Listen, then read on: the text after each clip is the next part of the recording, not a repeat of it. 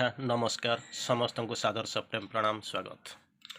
यही सुंदर संध्यार आमर आलोच्य विषय वस्तु जे पर्यंत आंत विशृंखला उपशम न होईची बाहिक आरोग्य संपूर्ण एवं स्थायी होई परिबो नाही। तेणु आम आलोचना करने को जाउछंती पीड़ा एवं स्वास्थ्य उपरे पेन एंड हेल्थ रोग। तेणु स्वास्थ्य एवं जोग आरि उपरे आम मुख्यतः आलोचना करिबा। माँ लेखा उपरे आम आलोचना करिबा। प्रथमे आम जीवा जहाँ को आम आलोचना करुँच श्री अरविंद कहते जेपर्यंत चमत्कार भाव में कहले शरीर पीड़ा हूँ अंतर सत्तार रही विशृंखला। शरीर रे जो रोग होची जो पीड़ा होची जो पेन होची ताहा होची कौन ना अंतर सत्तार रही विशृंखला एवं असमतार बाहिक परिप्रकाश एवं रूपांतर। तेणु कौन होची जो आम जो पीड़ा आमर आरंभ होची सी होची अंतर सत्तार इनर बीइंग रे थिबा इनडिसिप्लिन आउ होचनी कौन ना डिसहार्मोनी असमानता इक्विलिब्रियम न थाए। जेपर्यंत यही अंतर विशृंखला उपशम न होईची यही जो इनर इनडिसिप्लिन जो विशृंखला डिस्टर्बांस जेपर्यंत उपशम न होईची बाहिक आरोग्य संपूर्ण एवं स्थायी होई रही परिबो नाही।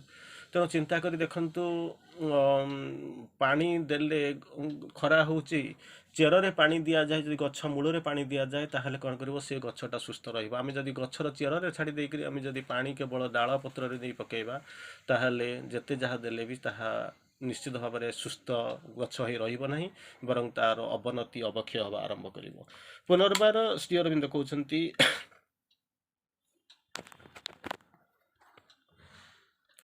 व्याधि अनावश्यक रूपे दीर्घदिन धरी लगी रहे एवं मृत्यु समाप्ति घटे। प्रायतः अनेक समय यह अपरिहार्य होता है। रोगटा अनेक दिन पर्यंत प्रलंग कर जाए लंबी जाए एवं शेष में मृत्यु समाप्ति घटे। यह अधिकांश समय अपरिहार्य इनेविटेबल कारण रोगीर मन व्याधिग्रस्त शरीर को सहायता करे। मन ता भीतर डेभलप करे मानसिक भाव में रहे तेणु ताकू कौन करे सहायता करे एवं ता उपरे निवास मध्य करे। तेणु मु संयोग करे तो कहवा कथा शरीर में पीड़ा हूँ अंतरसत्तार रही विशृंखला एवं असमतार बाहिक परिप्रकाश एवं रूपांतर। जेपर्यंत यही अंतर विशृंखला उपशम न होईची बाहिक आरोग्य संपूर्ण एवं स्थायी हो पारिबो नाही। तार परवर्ती अवस्था बुझेबा को जाउथले पीड़ार जो आभ्यंतरीण कारण ताको बुझेबा जाइकरी पुनर्बार माँ लिखुचंती समता विषय शिक्षा देवा एवं अविचलित भाव में अवस्थान करने लगी आम भितर यथेष्ट परिमाण में शुद्ध एवं ज्योतिर्मय हो रही जहाँ ताहा को प्रकाशित करने शारीरिक व्याधि एक शास्ति विधान रूपे आसे। केवल समतार ही जड़े प्रतिविधान देखा मिले ओनली समता सबू जाक भितर इक्वानिमिटी इक्विलिब्रियम यही सब जिनस दरकार सबू समय जिते पारुचंती समता रखिले आमंग टिश्यूज बीइंग्स जदि रही सारे तेणु रोगर आभ्यंतरीण कारण समता आसब एवं रोग प्रतिरोधक शक्ति बढ़िबो एवं रोगर मुक्ति पाइबा। यही एक गुरुत्वपूर्ण विषय होची समतार अर्थ नुहे उदासीनता। समता इक्विलिब्रियम इक्वानिमिटी ये सब जिनस नुहे उदासीन हो रहा बोलिक कहते। तार परवर्ती अवस्था आम चमत्कार भाव में माँ को पढ़ा। तार परवर्ती विषय हूँ स्वास्थ्य एवं जोग। विभिन्न समय आम जोग करने जाऊँ अंततः सकाळु सकाळु देखिले अनेक लोक यूनिफॉर्म पिंधि व्हाइट यूनिफॉर्म पिंधि जाऊे पार्क को जाऊँगी जोग करने जाऊँगी। अरे जोग कौन करने जाऊँ विभिन्न प्रकार आसन व्यायाम हट जोग करने को जाऊँगी कारण डाक्तर रोग करने परामर्श देते अनेक एमती अच्छी इनक्यूरेबल रोग डाक्तर फेरई दे सारा तेणु शेष चेष्टा करने कथा। तेणु जहाँ कर जोग बोलिक कहते किंतु जोगर संज्ञा अलग यूनियन विथ द डिवाइन जो आंत श्रृंखला रहा आरंभ कर तेणु से आपण भितर इम्यूनिटी बढ़िया आरंभ कर आपण भितर रेजिस्टेंस बढ़िया आरंभ कर जितेबाला बॉडी भितर certitude of cure and certitude of victory निश्चित भाव में भल हो निश्चित भाव में रोग पर विजय लाभ कर ये आशा आम भितर रही से आशा को जो पुनः उज्जीवित करने आरंभ करेंगे से आपण रोग दूरे एनीवे माँ कहती ତୁମର ପୀଡ଼ା ଯୋଗରୁ ଉତ୍ପତ୍ତି ହେବା କଥା ତୁମେ ମୋତେ ପଚାରୁଥାଅ, କୌଣସି ପ୍ରକାର ଏହା ଘଟେ ନାହିଁ। ଯୋଗରୁ ରୋଗ ଆରମ୍ଭ ହେଉଛି, ଏଠି ଯେ ଆବସର୍ଡ କନସେପ୍ଟ।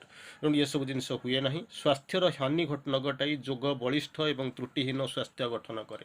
ଯଦି ଆପଣ ଯୋଗ କରୁଥିବେ ତାହେଲେ ସ୍ୱାସ୍ଥ୍ୟର ହାନି ଘଟାଇବାର କିଛି ପ୍ରଶ୍ନ ନାହିଁ, ବରଂ ବଳିଷ୍ଠ ଏବଂ ତ୍ରୁଟିହୀନ ସ୍ୱାସ୍ଥ୍ୟ ଗଠିତ ହେବ, ଏଥିରେ ସନ୍ଦେହର ଅବକାଶ ନାହିଁ। ତାର ପରବର୍ତ୍ତୀ ଅବସ୍ଥାରେ ମା ପୁଣି କହୁଛନ୍ତି, ଭୁଲି ଯାଅ ନାହିଁ ଆମେ ଯୋଗରେ କୃତକାର୍ଯ୍ୟ ହେବା ସକାଶେ ନିଜର ବଳିଷ୍ଠ ଏବଂ ସୁସ୍ଥ ଶରୀର ରହିବା ଆବଶ୍ୟକ। ଯଦି ଯୋଗ କରିବେ, ସକ୍ସେସଫୁଲ୍ ହେବେ, ଯୋଗରେ ଆଗେଇବାକୁ ଚାହିଁବେ, ଯୋଗଯୁକ୍ତ ହେବେ ଏବଂ ଯୋଗରେ ସାମର୍ଥ୍ୟ ଆଣିବାକୁ ପ୍ରଚେଷ୍ଟା କରିବେ, ସବୁଥିପାଇଁ କ'ଣ କରିବ? ଏକ ବଳିଷ୍ଠ ଏବଂ ସୁସ୍ଥ ଶରୀର ନିହାତି ଦରକାର।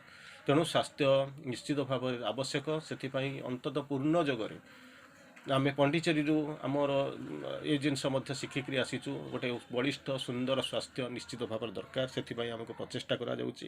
ଏଥିସକାଶେ ଶରୀରର ବ୍ୟାୟାମ ଅଭ୍ୟାସ କରିବା ଉଚିତ। ସକ୍ରିୟ ଏବଂ ନିୟମିତ ଜୀବନଚର୍ଯ୍ୟା ସହିତ ଶାରୀରିକ ଶ୍ରମ, ଉତ୍ତମ ଖାଦ୍ୟ, ସୁନିଦ୍ରା ପ୍ରୟୋଜନ, ତିନିଟା ଜିନିଷ ହେଉଛନ୍ତି କ'ଣ? କଣ୍ଟିନ୍ୟୁଅସଲି ଆମେ ଯୋଗ ମାନେ କ'ଣ ହେଉଛି? ଆସନ ବ୍ୟାୟାମ କରିବା ଆରମ୍ଭ କରିବା। ସକ୍ରିୟ ଏବଂ ନିୟମିତ ଜୀବନଚର୍ଯ୍ୟା ସହିତ ଶାରୀରିକ ଶ୍ରମ, ଫିଜିକାଲ ଲେବର କରିବାକୁ ପଡ଼ିବ। ଉତ୍ତମ ଖାଦ୍ୟ, ଫୁଡ଼ ଭଲ ଥିବା ଦରକାର। ଆଉ ସୁନିଦ୍ରା, ଭଲକରି ଶୋଇବା ଦରକାର। କେବଳ ସୁସ୍ୱାସ୍ଥ୍ୟ ହିଁ ଉତ୍ତରଣର ମାର୍ଗ ନିର୍ଦ୍ଦେଶ କରେ। ଯଦି ଭଲ ସ୍ୱାସ୍ଥ୍ୟ ହେଇଥିବ ତାହେଲେ ଆପଣଙ୍କୁ ଉପରକୁ ଯିବାକୁ ସହାୟତା ମିଳିବ। ତେଣୁ ତାହା ହିଁ କରେ। ପରବର୍ତ୍ତୀ ଅବସ୍ଥାରେ ପୁଣି କହୁଛନ୍ତି ମା, ନିୟମିତ ବ୍ୟାୟାମ କରିବା, ସରଳ ଏବଂ ସ୍ୱାସ୍ଥ୍ୟ ରକ୍ଷା ବିଧାନ ଅନୁସାରେ ଜୀବନ ପରିଚାଳିତ କରିବା ଉତ୍ତମ ଅଟେ। ରେଗୁଲାର ଏକ୍ସରସାଇଜ କରିବାକୁ ପଡ଼ିବ ଏବଂ ସରଳ ଏବଂ ସ୍ୱାସ୍ଥ୍ୟ ରକ୍ଷା ବିଧାନ, ଯେଉଁ ରୁଲ୍ ରେଗୁଲେସନକୁ ଆମକୁ ମାନିକରି ପରିଚାଳିତ ହେବା ହେଉଛି ଭଲ। ମାତ୍ର ବାସ୍ତବରେ ଶାରୀରିକ ପୂର୍ଣ୍ଣତା ପ୍ରାପ୍ତି ନିମନ୍ତେ ଏହା ଦିବ୍ୟ ଶକ୍ତି ନିକଟରେ ଉନ୍ମୁକ୍ତ ହେବା ଉଚିତ। କିନ୍ତୁ ସବୁଯାକ ଇଏ ହେଉଛି ଗୋଟାଏ ପଟରେ, ଆଉ ଗୋଟେ ଦ୍ୱିତୀୟ ପଟ ହେଉଛି ଓପନ୍ ଟୁ ଦ ଡିଭାଇନ୍। କେତେ ପରସେଣ୍ଟ ଆମେ ନିଜକୁ ଉନ୍ମୁକ୍ତ କରିଛୁ ତାହାରି ଉପରେ ସବୁକିଛି ନିର୍ଭର କରେ। ଏହା କେବଳ ଦିବ୍ୟ ପ୍ରଭାବର ଅଧୀନ ହେବା ଆବଶ୍ୟକ। ଯାହା ବି କରୁଛନ୍ତି ନିଜେ ଓପନ୍ କରିବ, ଆଉ ସେଇ ଡିଭାଇନ୍ ଇନଫ୍ଲୁଏନ୍ସ ଆପଣଙ୍କ ଉପରେ ସେଇ ପଡ଼ିବା ଦରକାର, ତାର ଅଧୀନ ହେବା ଦରକାର। ଈଶ୍ୱରଙ୍କୁ ଉପଲବ୍ଧି କରିବା ସକାଶେ ଏହା ନିରନ୍ତର ଭାବରେ ଅଭିପ୍ସା କରିବା ଉଚିତ। ଓପନ୍ କରିବ, ଇନଫ୍ଲୁଏନ୍ସରେ ରହିବ। ତୃତୀୟରେ ହେଉଛି କ'ଣ? ନିରନ୍ତର ଆସ୍ପିରେସନ୍ କରିବା ଦରକାର। ତେଣୁ ଇଏ ହେଉଛି ସ୍ୱାସ୍ଥ୍ୟର ଲକ୍ଷ୍ୟ, ଯାହାକି ସାଧାରଣ ଭାବରେ ସକାଳୁ ସକାଳୁ ଯେଉଁମାନେ ଯାଉଛନ୍ତି ଏକ୍ସରସାଇଜ କରିବା ପାଇଁ, ତାଙ୍କର ନା ଏ କନସେପ୍ଟ ତାଙ୍କ ମୁଣ୍ଡରେ ଅଛି, ନା ଏ ଚିନ୍ତାଧାରା ଭିତରେ ସେମାନେ ରହୁଛନ୍ତି। କିନ୍ତୁ ତଥାପି ମଧ୍ୟ ସେମାନେ ଚାଲିଛନ୍ତି। ଅନ୍ତତଃ ପତଞ୍ଜଳି ଯୋଗ ହେଉ, ଷଟ ଯୋଗ ହେଉ, ତାକୁ ପ୍ରାକ୍ଟିସ୍ କରୁଛନ୍ତି। କିନ୍ତୁ ଯୋଗର ଲକ୍ଷଣ ହେଉଛି ନିଜେ ଉତ୍ତମ ସ୍ୱାସ୍ଥ୍ୟ ରଖିବା, ଏକ୍ସରସାଇଜ କରିବା, ନିଜକୁ ଓପନ୍ କରିଦେବା, ଡିଭାଇନ୍ ଇନଫ୍ଲୁଏନ୍ସକୁ ଆସ୍ପୃହା କରିବା, ସେହି ଇନଫ୍ଲୁଏନ୍ସ ଅଣ୍ଡରରେ ପ୍ରଭାବରେ ଆମେ ରହିବା। ଏସବୁ ଜିନିଷ ଦରକାର। ଯେତେବେଳେ ସେହି ପ୍ରଭାବ ଯେତେବେଳେ ଆମକୁ ପରିଚାଳିତ କରିବ ଏବଂ ତାକୁ ଗ୍ରହଣ କରିବା ପାଇଁ, ଧରି ରଖିବା ପାଇଁ ଯେତେବେଳେ ଆମ ଭିତରେ ସାମର୍ଥ୍ୟ ଆସିବ, ତାପରେ ଆମର ଯୋଗର ନିଶ୍ଚିତ ଭାବରେ ଉତ୍ତରୋତ୍ତର ଉନ୍ନତି ହେବ। ଏଥିରେ ସନ୍ଦେହର ଅବକାଶ ନାହିଁ। ତାପରେ ଗୋଟେ ସମୟ ଆସେ ଯେତେବେଳେ ପୀଡ଼ା ହୁଏ, ଯନ୍ତ୍ରଣା ହେବା ଆରମ୍ଭ କରିବ, ରୋଗ ହେବା ଆରମ୍ଭ କରିବ। ସେତେବେଳେ ଆମ ଭିତରେ କ'ଣ ହେଉଛି ନା, କିଛି ଉଦ୍ବେଗ ଆସେ, କେତେବେଳେ ବିରକ୍ତି ଭାବ ମଧ୍ୟ ଆସେ। ସେଇ ବିଷୟରେ ବିରକ୍ତ ହେଉ, ଚିଡ଼ଚିଡ଼ ହେଉ, ରିଆକ୍ସନ୍ ଆସେ। ତେଣୁ ସେହି ସମୟ ତାହାରି ଉପରେ ମାଙ୍କର ମେସେଜଟାକୁ ଚମତ୍କାର ଭାବରେ ଆମେ ପଢ଼ିବା। ଆଦୌ ବ୍ୟସ୍ତ ହୁଅ ନାହିଁ, ଏହା ମୋର ଉପଦେଶ। Never worry, don't worry. କାରଣ ଏ ଯେଉଁ ବ୍ୟସ୍ତ ବିବ୍ରତ ଯାହା ହେଉଛ, ସେ କୌଣସି ପ୍ରକାର ନେଭର ହେଲ୍ପସ୍, ସହାୟତା କରେ ନାହିଁ। ସେ ସମ୍ପର୍କରେ ତୁମେ ଯେତେ ଚିନ୍ତିତ ହେବ, ତୁମର ଧ୍ୟାନ ସେଇଠି କେନ୍ଦ୍ରୀଭୂତ ହେବ। ଅଯଥା ଟାଇମ୍ ନିଜର କାମ ଛାଡ଼ିକରି ଆପଣ କ'ଣ କରିବେ? ସେଇ ଯନ୍ତ୍ରଣା, ସେଇ ରୋଗ, ତାରି ଉପରେ ଅଧିକ କନସେନ୍ଟ୍ରେସନ୍ କରିବେ। ତାପରେ କ'ଣ ହେବ? ସର୍ବୋପରି ଯେତେ ଅଧିକ ଭୟଭୀତ ହେବେ, ତାହାଦ୍ୱାରା ଶରୀରର ଅଧିକରୁ ଅଧିକ କାୟା ବିସ୍ତାର କରି ଚାଲିଥିବ। Fear is a bad advisor. Fear attracts the dread, attracts the objects of fear. Fear obstructs the inner light. ତାପରେ ଫିଅର ମାନେ ଯାହାକୁ କୁହନ୍ତି ନା, ଯାହା ପୁଅକୁ ସାପ କାମୁଡ଼େ ତା ମା ପାଳ ଦୌଡ଼ି ଦେଖି ଡରେ। ତେଣୁ ଗୋଟିଏ ଭୟକୁ ଲୁଚେଇବା ପାଇଁ ଆପଣ ଆଉ ତିନିଟା ଭୟର ସହାରା ନେବାକୁ ଚେଷ୍ଟା କରନ୍ତି। ତେଣୁ ତା ଉପରେ ଯଦି କନସେନ୍ଟ୍ରେଟ୍ କରନ୍ତୁ ନାହିଁ, ଭୟ କରନ୍ତୁ ନାହିଁ। ଯେତେ ଭୟ କରିବେ ଶରୀରରୁ ଅଧିକ ସେ କାୟା ବିସ୍ତାର କରିବ, ଆପଣଙ୍କୁ ଭୟ କରାଇବା ଆରମ୍ଭ କରିବ। ତେଣୁ ଯେତେ ପାରୁଛନ୍ତି ନୀରବ ନିସ୍ତର ରୁହନ୍ତୁ। ବିପରୀତ ପକ୍ଷେ ତାହେଲେ ମୁଁ କ'ଣ କରିବି? ସେସବୁ ଦିଗରୁ ଦୃଷ୍ଟି ଫେରାଇ ଆଣି ଅନ୍ୟତ୍ର ଆଗ୍ରହ ପ୍ରଦର୍ଶନ କର। ତୁମେ ତା ଭିତରେ ମୁଣ୍ଡ ଖେଳ ନା ଅନ୍ୟ ଆଡ଼େ କନସେନ୍ଟ୍ରେଟ୍ କର, ଦେଖିବ ଆରୋଗ୍ୟ ହେବାର ସମ୍ଭାବନା କ୍ରମେ କ୍ରମେ ବୃଦ୍ଧି କରିବା ଆରମ୍ଭ କରିବ। ଯେତେବେଳେ ତାକୁ ଯେତେ ପ୍ରେସର ଦେଉଥିବ, ଯେତେ ଷ୍ଟ୍ରେସ୍ ଦେଉଥିବ, ତାପରେ ଯେତେ ଇମ୍ପୋର୍ଟାନ୍ସ ଦେଉଥିବ, ସେ ସେତେ ଭାବୁଥିବ ମୁଁ ହେଉଛି କାୟ ବିସ୍ତାର କରି କରି ଚାଲିଥିବ, ସେ ନିଜକୁ ସେତେ ମାନେ ଇମ୍ପୋର୍ଟାଣ୍ଟ ବୋଲିକରି ଭାବୁଥିବ। କିନ୍ତୁ ଯେତେବେଳେ ତାପରେ ଆଦୌ ଦୃଷ୍ଟି ହିଁ ପକାଇବେ ନାହିଁ, ତାକୁ ଧ୍ୟାନ ହିଁ ନଦେବେ, ସେତେବେଳେ ସେ କ'ଣ କରିବ, ଦେଖିବ ମୋତେ ପଚାରୁନାହାନ୍ତି, ସେ ତାର ଆପେ ଆପେ କ'ଣ କରିବ, ରହିଯିବ। ତେଣୁ କ'ଣ କରିବାକୁ ପଡ଼ିବ, ସେ ଦିଗରୁ ଦୃଷ୍ଟି ଫେରାଇ ଆଣି ଅନ୍ୟତ୍ର ଆଗ୍ରହ ପ୍ରଦର୍ଶନ କରିବ, ଦେଖିବ ଆରୋଗ୍ୟ ହେବାର ସମ୍ଭାବନା କ୍ରମେ କ୍ରମେ କ୍ରମେ କ୍ରମେ ବୃଦ୍ଧି କରିବା ଆରମ୍ଭ କରିବ।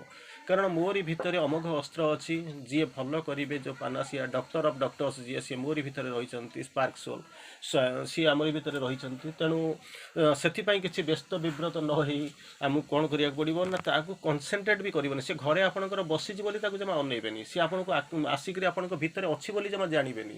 କେବଳ ଗୋଟିଏ ଜିନିଷ କରୁଥିବେ କ'ଣ ନା, ଆପଣ ଆପଣଙ୍କ କାମରେ ଥିବେ, ଯେମିତି ତାକୁ ଜାଣନ୍ତି ନାହିଁ, ଚିହ୍ନନ୍ତି ନାହିଁ, ଏଇଭଳି ଅବସ୍ଥା। ତାର ପରବର୍ତ୍ତୀ ସମୟରେ ମା ବୁଝାଉଛନ୍ତି, ଶରୀରର ଏକ ପାର୍ଥିବ କର୍ମଧାରା ଉପରେ ତୁମେ ଅଧିକ ଗୁରୁତ୍ୱ ଦେଉଛ କାହିଁକି? ପାର୍ଥିବ କର୍ମଧାରା ତାର ଉପରେ କାହିଁକି ଅଧିକ ଗୁରୁତ୍ୱ ଦେଉଛ? ସେମାନଙ୍କ ଠାରୁ ଏକାନ୍ତ ଭାବରେ ମୁକ୍ତ ଭାବ ଅନୁଭବ କରିବା ଅତି ଉତ୍ତମ। ସେମାନଙ୍କ ମୁକ୍ତ ଭାବ ଜମା ତା ଦେହରେ ଷ୍ଟ୍ରେସ୍ ଦିଅନି, ନିଜକୁ ଭାବ ମୁଁ ଫ୍ରି, ତାଠୁ ବାହାରି ଆସିବେ।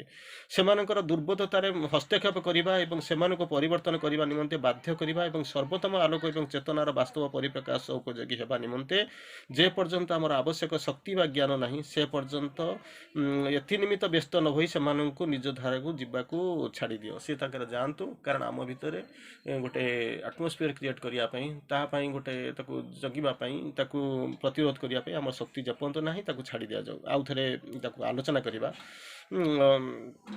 କ'ଣ କରିବା? କାରଣ ଶରୀରର ପାର୍ଥିବ କର୍ମଧାରା ଉପରେ ତୁମେ ଗୁରୁତ୍ୱ ଦେଉଛ କାହିଁକି? ସେମାନଙ୍କ ଠାରୁ ଏକାନ୍ତ ଭାବରେ ମୁକ୍ତ ଭାବେ ଅନୁଭବ କରିବା, ଏକଦମ ଲିବରେଟେଡ୍ ଫ୍ରମ୍ ଦେମ୍, ଏ ଅନୁଭୂତି ଆସିବା ଦରକାର।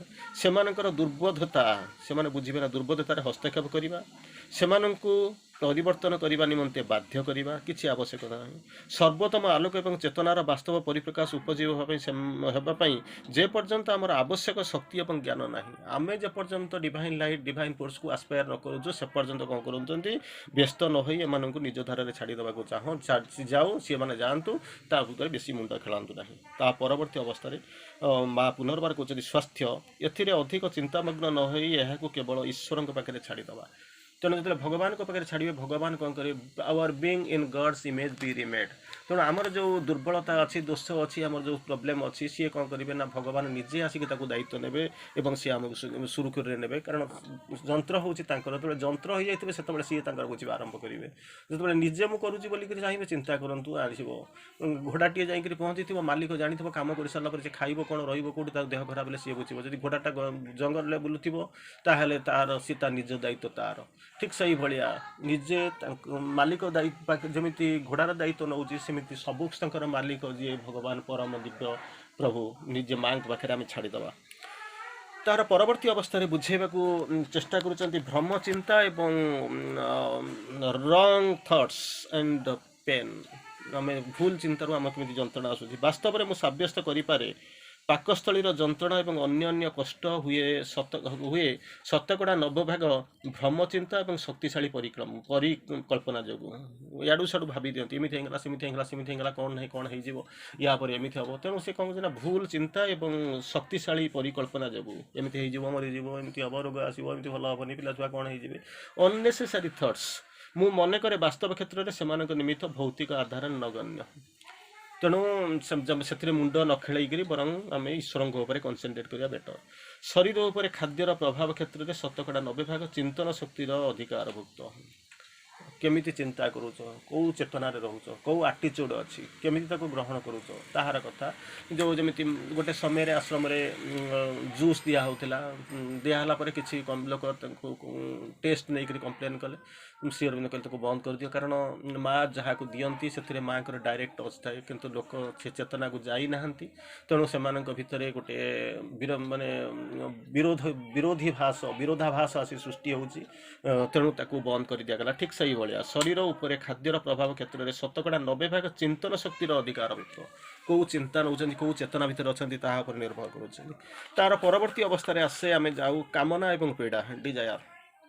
ଏକ ଦାରୁଣ ପୀଡ଼ାରୁ ଆରୋଗ୍ୟ ଲାଭ କରି ଆଧ୍ୟାତ୍ମିକ ଶକ୍ତି ପ୍ରୟୋଗ ସକାଶେ ଜଣେ ସାଧକ ମାଆଙ୍କୁ ରିକ୍ୱେଷ୍ଟ କରୁଛି, ମା ତୋ ନିଜର ଯେଉଁ ଅଛି ତପଶକ୍ତି ତାକୁ ପ୍ରୟୋଗ କରିକି ମୋତେ ସେଥିରୁ ଲିବରେଟ୍ କର, ମୋତେ ଭଲ କରିଦିଏ। ତାପରେ ମା କହୁଛନ୍ତି ଶକ୍ତି କ୍ରିୟା କରିପାରେ ନାହିଁ ଯଦି ତୁମେ କାମନା ବାସନା ଉପରେ ନିୟନ୍ତ୍ରଣ ନଥାଏ।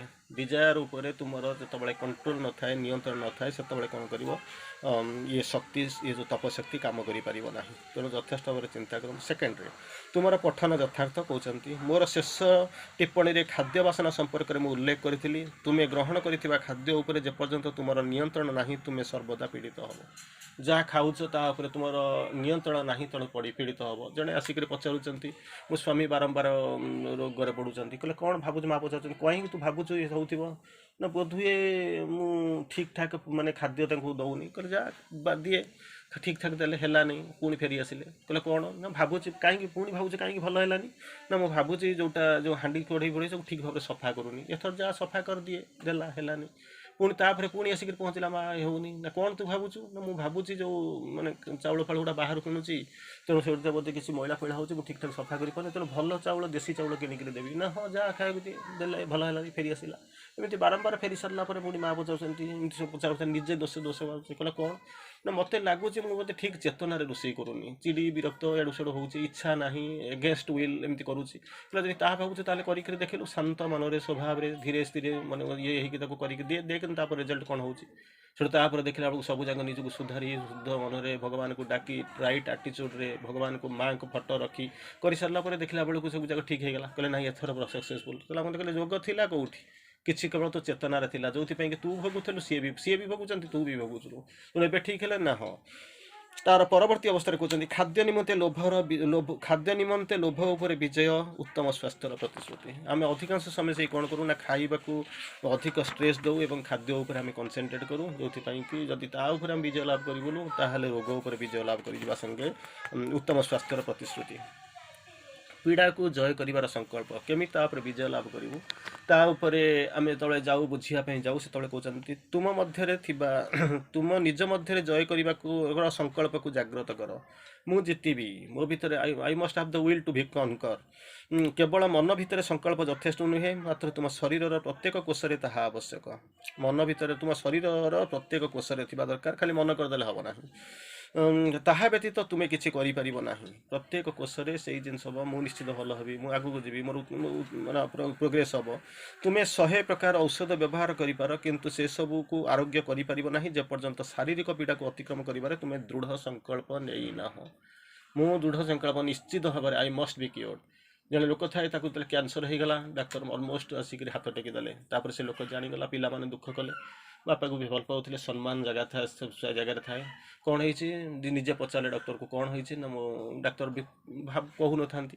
ତେଣୁ ସେ ଯେତେବେଳେ ବାଧ୍ୟ କଲେ, ସେ ସବୁ କହିଲେ ଯେ ଏଇଭଳିଆ ଅବସ୍ଥା। କହିଲେ ତୁମେ କ'ଣ ଭାବୁଛ? ନା ଆପଣଙ୍କର ଶେଷ ମୁହୂର୍ତ୍ତରେ। କହିଲା ମୁଁ ଜମା ମରିବି ନାହିଁ, ମୋତେ କ'ଣ କ'ଣ କରିବାକୁ ପଡ଼ିବ କୁହ। ଡକ୍ଟର କହିଲେ ଏଇଆ ଖାଇବାକୁ ପଡ଼ିବ, ଏମିତି ଏକ୍ସରସାଇଜ୍ କରିବାକୁ ପଡ଼ିବ, ଏମିତି ମର୍ଣ୍ଣିଂ ୱାକ୍ କରିବାକୁ ପଡ଼ିବ, ସବୁ ଯାକ କହିଲେ। କହିଲେ ମୁଁ ଆପଣ ଯେତିକି କହୁଛନ୍ତି ମୁଁ ତାଠୁ ଅଧିକ କରିବି। ଆଣ୍ଡ ଫାଇନାଲି ଏସବୁ ଜିନିଷ କଲେ ଏବଂ ମୃତ୍ୟୁ ଉପରେ ବିଜୟ ଲାଭ କରିବାକୁ ମଧ୍ୟ ଆରମ୍ଭ କଲେ। ଯିଏ ଅନ୍ତତଃ ମାସେ 2 ମାସ ଭିତରେ ବଞ୍ଚିବା କଥା, ସେ 10 ବର୍ଷ ଅଧିକ ବଞ୍ଚିବା ଆରମ୍ଭ କଲେ। ଦିସ୍ ଇଜ୍ ଦ ଆଟିଚ୍ୟୁଡ୍। ଏଇ ହେଉଛି ଦୃଢ଼ ସଂକଳ୍ପ। ତୁମର ବ୍ୟାଧିଗ୍ରସ୍ତ ସ୍ୱାସ୍ଥ୍ୟ ପ୍ରତି ପ୍ରୀତି ରଖ ନାହିଁ। ପୀଡ଼ିତ ସ୍ୱାସ୍ଥ୍ୟକୁ ତୁମକୁ ପରିତ୍ୟାଗ କରିବାକୁ ପଡ଼ିବ। ଏ ଶରୀରରେ କିଛି ହେଇପାରିବ ନାହିଁ, ଇଟ୍ ଇଜ୍ ଗନ୍। ତେଣୁ ତୁମକୁ କ'ଣ କରିବାକୁ ପଡ଼ିବ? ବସାଂସି ଜୀର୍ଣ୍ଣାନି ଯଥା ବିହାୟ ନବାନି ଗୃହ୍ଣନ୍ତି ନରୋପରାଣୀ। ଛାଡ଼ିବାକୁ ପଡ଼ିବ, କିଛି ବ୍ୟସ୍ତ ହେବା ଦରକାର ନାହିଁ, ସେଥିରେ ଏତେ ଚିନ୍ତା କରିବା ଦରକାର ନାହିଁ।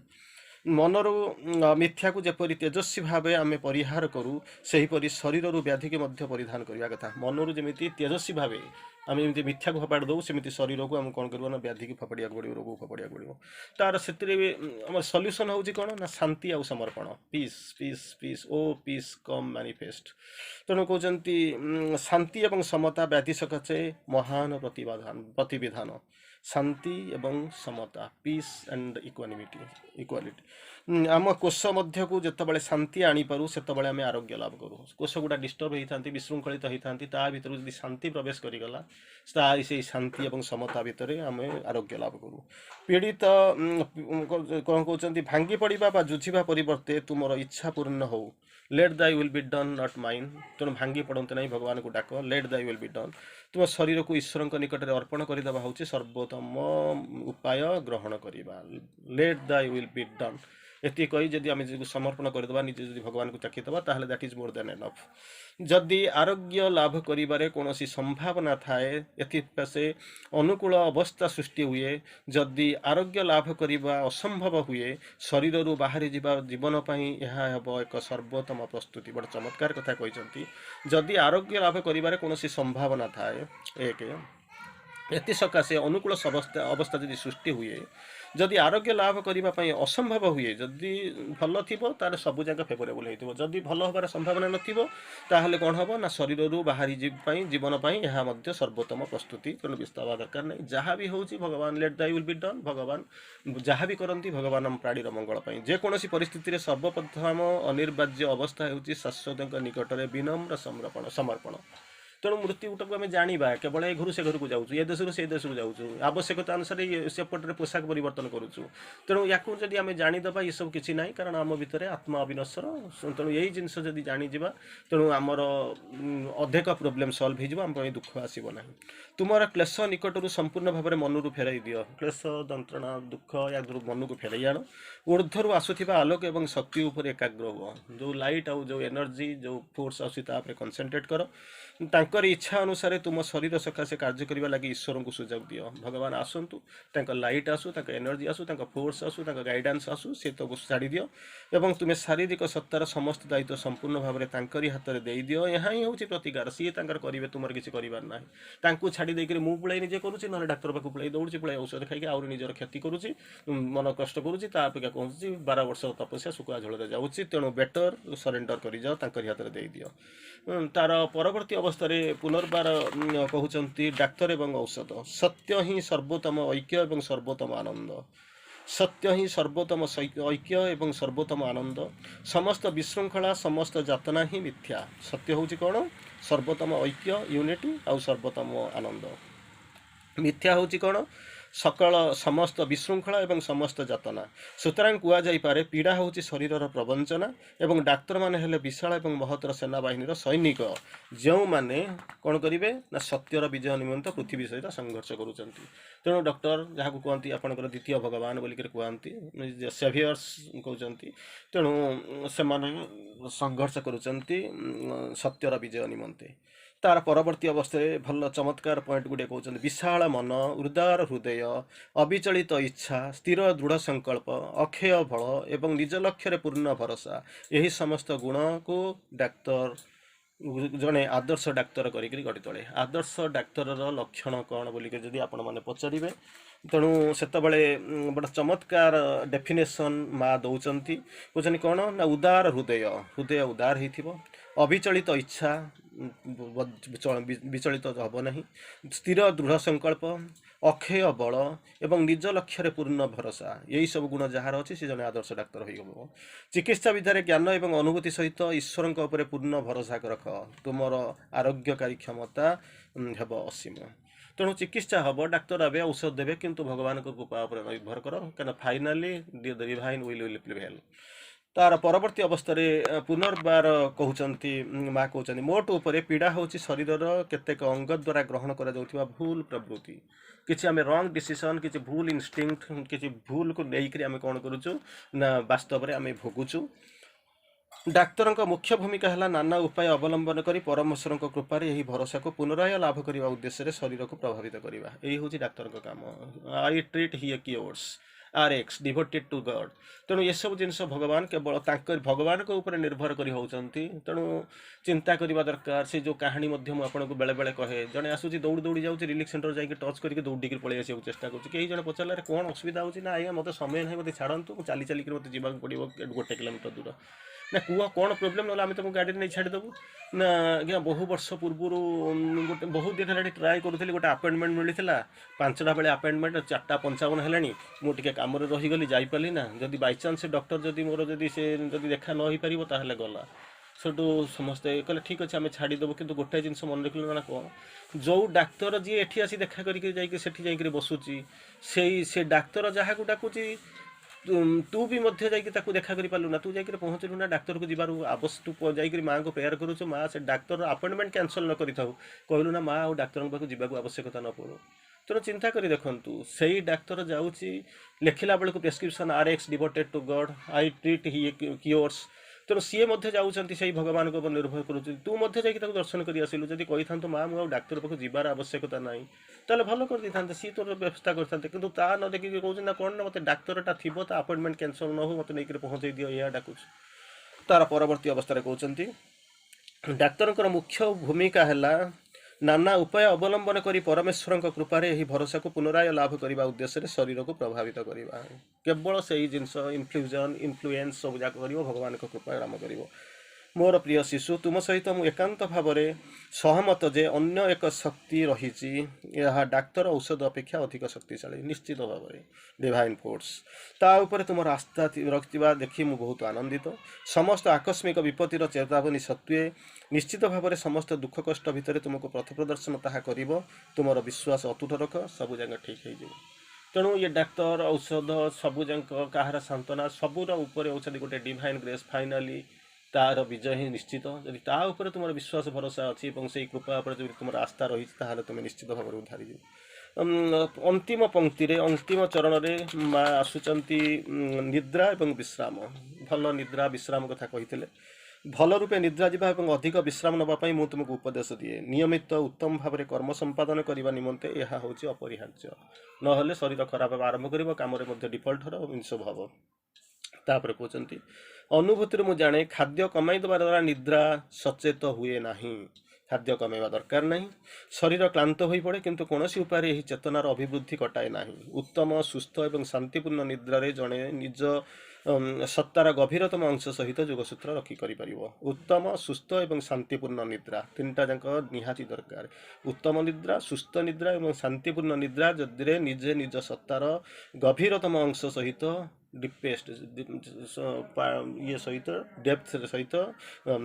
गभीरतम अंश सहित जोगसूत्र स्थापन कर कहते शरीर वर्तमान अवस्था निद्रा अपरिहार्य जहाँ अच्छी निद्रा अपरिहार्य कारण वर्तमान दिखाई से तो तैयारी जोग कले रोग आसेनी किंतु अधिकांश समय देखागला रोग आसूची से नर्सिंग होम तैयारी करागला केयर तैयारी गला डिस्पेंसारी आसला दरकार हेले मोर पीएम्स को आम रेफर करने को लगे तेणु आवश्यकता अनुसार जहाँ आम कर शरीर वर्तमान अवस्था निद्रा अपरिहार्य केवल अवचेतना उपरे प्रगतिशील नियंत्रण द्वारा निद्रा अधिक रु अधिक सचेतनशील हो उठी पार तेणु तापर कहते साधना सकाशे उपयुक्त विश्राम अत्यंत गुरुत्वपूर्ण विषय सफिसीयंट रेस्ट नापी पड़ो साधना तेणु किसी व्यस्त हवा दरकार ना ता परवर्ती अवस्था माँ पुनर्बार कहते आभ्यंतरीण एवं बाहिक उद्वेग जो किसी समय निद्रा जीवार मु कष्ट अनुभव करुँची मते सहायता करने लगी आपणकर प्रार्थना करुँची हूँ जन साधक चिठी उत्तर कहते शोवाई चेष्टा करने पूर्व जो निद्रा सकाशे बिछणार तुम्हें पड़ी रोच प्रथमे निज शरीर को शिथिल कर दियो यही अवस्था को बिछणार एक जीर्ण परिच्छद रूपे मु वर्णना करें जीर्ण परिच्छद जमी पड़ी था ठीक से भाया कम्प्लीटली कौन कर शिथिल करदेव तापर विश्राम अवस्था प्रगाढ़ आंतरिकता सहित तुम्हें निजक ईश्वर अर्पण कर दियो एवं ताहा ही यथेष्ट भगवान को दे दियो निजक शिथिल कर दियो भगवान को दे दियो तापर देखिबो कृतकार्य हेबार चेष्टा तुम्हें लगी रह तुम्हें देखिबो सबकिछि ठीक हो आरंभ कर कृतकार्य हवा आरंभ कर तेणु ये चमत्कार विषय वस्तु अधिकांश विभिन्न एंगल आम आलोचना करी आज गोटे एंगल आलोचना कले तेणु गोटे जिनस आम जाना दरकार डाक्तर अच्छा रोगर आवश्यकता अच्छी रोगर रोग बेले बेले सहायता करे रोगर निदान रहा दरकार पीड़ा रही तेणु निजर इक्विलिब्रियम डिसहार्मोनी ये सब जिनस तैयारी होची तेणु ताकू आम गोटे जिनस कर ध्यान बेसी दबा ना सी जदि आसूची ता बाटे थाऊ आमर किसी मुंड खेलवा दरकार ना कोई बेसी कनसेंट्रेट करो ना नियमित खाद्य विश्राम तापर निर्भर कर रेगुलर एक्सरसाइज करवा दरकार ताको निश्चय करवा डाक्तर ऊपर निर्भर करवा किंतु अधिक निर्भर करवा कौन ना आमरी भितर जो रोग प्रतिरोधक शक्ति अच्छी ताकू केमिति आम जागृत करवा से जागृति उपर आम बेसी प्रयास करवा परवर्ती अवस्था कहते कौन ना निद्रा निहाती दरकार थाए विश्राम निहाती दरकार थाए ताहा दरकार रही कारण उत्तम स्वास्थ्य उत्तम कर्म करने तार आवश्यकता रही तेणु डाक्तर रोग ये सब जिनस ठीक अच्छी किंतु परवर्ती अवस्था ନିଜର ବେଶୀ ଗୋଟିଏ ଜିନିଷ ଦେଖିବ କ'ଣ ନିଜର ଯେଉଁ ଭଗବାନ ନିଜର ଓପନିଂ କେମିତି କରିବା ତାଙ୍କରି ଡିଭାଇନ୍ ଇନଫ୍ଲୁଏନ୍ସ ଅଣ୍ଡରରେ ଆମେ ରହିବା ସିଏ ଆସିକି ଆମକୁ କାମ କରିବେ ଯେଉଁ ଆମକୁ କିଓର କରିବା ଆରମ୍ଭ କରିବେ ତାଙ୍କର ଇନଫ୍ଲୁଏନ୍ସ ଆସି ପହଞ୍ଚିବ ସେଥିପାଇଁ ଆମେ କେମିତି ଉନ୍ମୁକ୍ତ ହେବା ତେଣୁ ସେଇ ସବୁ ଜିନିଷ ଦରକାର ତାହାର ପରବର୍ତ୍ତୀ ଅବସ୍ଥାରେ କହୁଛନ୍ତି ଗଭୀରତମ ପ୍ରଦେଶ ସହିତ ଆମକୁ ଏକତ୍ୱ ହେବାକୁ ପଡ଼ିବ ପୀଡ଼ାକୁ ଜୟ କରିବାକୁ ସଂକଳ୍ପ ନେବାକୁ ପଡ଼ିବ ଯେପର୍ଯ୍ୟନ୍ତ ଆପଣ ସଂକଳ୍ପ ଆମେ ଯଦି ଯେପର୍ଯ୍ୟନ୍ତ ନେଇଯାଆନ୍ତି ସେ ପର୍ଯ୍ୟନ୍ତ ଆମେ ଏମିତି କେବଳ ଭର୍ସାଟାଇଲ୍ ଗୋଟେ ଫ୍ଲୋଟିଂ କଣ୍ଡିସନ୍ ରହୁଥିବେ ମୁଁ ଜିତିବାକୁ ପଡ଼ିବ କିନ୍ତୁ ଆମେ ମ୍ୟାକ୍ସିମମ୍ ଟାଇମ୍ରେ କ'ଣ କରୁଛୁ ଡରି ଯାଉ ଭୟ କରିବା fear is a bad adviser ତେଣୁ ଆମକୁ ସଂକଳ୍ପ ନେଇକରି ମୁଁ ନିଶ୍ଚିତ ଭାବରେ ବିଜୟୀ ହେବି ଏଇ ଜିନିଷ ରହିବା ଦରକାର ଶାନ୍ତି ଆଉ ସମର୍ପଣ ନିଜ ଭିତରେ ନିଜ ସେଲ୍ ଭିତରେ ପ୍ରତ୍ୟେକ ସେଲ୍ ଭିତରେ ସେଇ ଶାନ୍ତିକୁ ଉତାରି ଆଣିବାକୁ ପଡ଼ିବ ଏବଂ ସେଇ ସମର୍ପଣ ଭାବକୁ ରଖିବାକୁ ପଡ଼ିବ ତା ଦ୍ୱାରା ଭଗବାନ କାମ କରିବେ କାମନା ଯେପର୍ଯ୍ୟନ୍ତ କାମନା ବାସନା ଉପରେ ତୁମେ ବିଜୟ ଲାଭ ନ କରିଛ ଯେତେ ପର୍ଯ୍ୟନ୍ତ ଡିଭାଇନ୍ ୱିଲ୍ ଆପଣଙ୍କ ଭିତରେ କାମ କରି ନାହିଁ ଯେପର୍ଯ୍ୟନ୍ତ ଆପଣ ଆଗକୁ ନ ଯାଇଛନ୍ତି ସେ ପର୍ଯ୍ୟନ୍ତ ଏ ସମସ୍ୟା ତିଆରି କରାଯାଇପାରିବ ଯଥେଷ୍ଟ କନସିୟସ୍ ହେବା ଦରକାର ଭ୍ରମ ଚିନ୍ତା ପୀଡ଼ା ଯନ୍ତ୍ରଣା ଆଣୁଛି ପୀଡ଼ା ସମ୍ପର୍କରେ ଆପଣ ଉଦ୍ବେଗ ବିରକ୍ତି ପ୍ରକାଶ କରିବା ଦରକାର ନାହିଁ ପୀଡ଼ାର ଆଭ୍ୟନ୍ତରୀଣ କାରଣକୁ ଖୋଜିବା ମୂଳକୁ ଉତ୍ପାଦନ କରିବା ତାକୁ ଦେଖିବା ମୁଖ୍ୟତଃ ହେଉଛି ବାଲାନ୍ସ ହାରମୋନି ଇକ୍ୱାନିମିଟି ଶାନ୍ତି ଏଇସବୁର ଆବଶ୍ୟକତା ଅଛି ତେଣୁ ଯୋଗ କରିଲେ ଏସବୁ ଜିନିଷ ଡେଭଲପ୍ କରିବା ଏଥିରେ ସନ୍ଦେହର ଅବକାଶ ନାହିଁ ଅନ୍ତତଃ ସମୟର ଇସାରାରେ ଆମକୁ ଏଇଠି ଗୋଟିଏ ବିରାମ ନେବାକୁ ପଡ଼ିବ ବନ୍ଦେ ମାତରମ୍।